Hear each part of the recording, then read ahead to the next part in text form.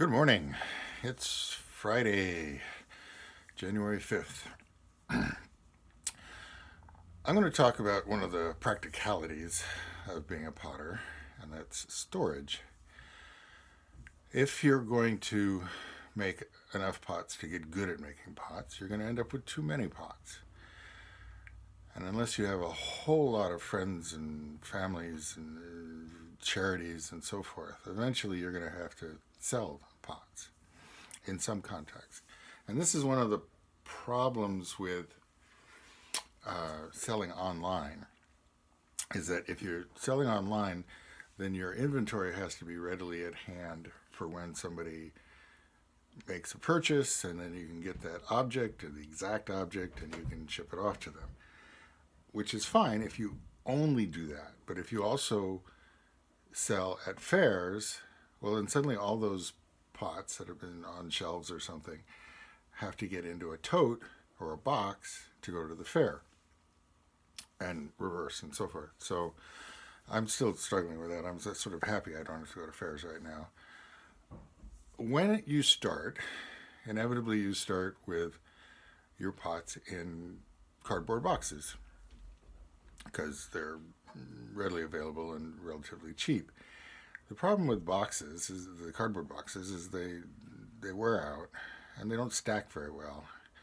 So you'll get to the fair, you'll unload everything, and you have all these cardboard boxes. What do? So eventually, as you get going, you free up enough money to invest in totes. Okay, so as a young person, I really went for that kind of a tote. Okay, at one point I had 17 in the van. It's a 20-gallon tote. I'm not going to name names, but it had a lot of advantages in terms of strength. The lid just, sets on. I could even use it to build a bed when I'm camping. So I put the empties, and I put some boards across, and I put a futon across, and so forth. But one of the things I've noticed, now that I'm 62, is that they're harder to pick up when they're full. I haven't weighed it. I don't want to know. It's going to be more difficult. They also started not manufacturing those, so replacing them got to be a problem. So then I went with these, which also had the advantage that I could more or less see what was in one, and I could grab the correct tote. And I think those are 18 gallons. But they still have the weight problem. And so what I'm going to recommend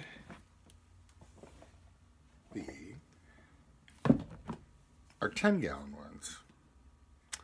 Much easier. And they're clear, so I can see what's in them.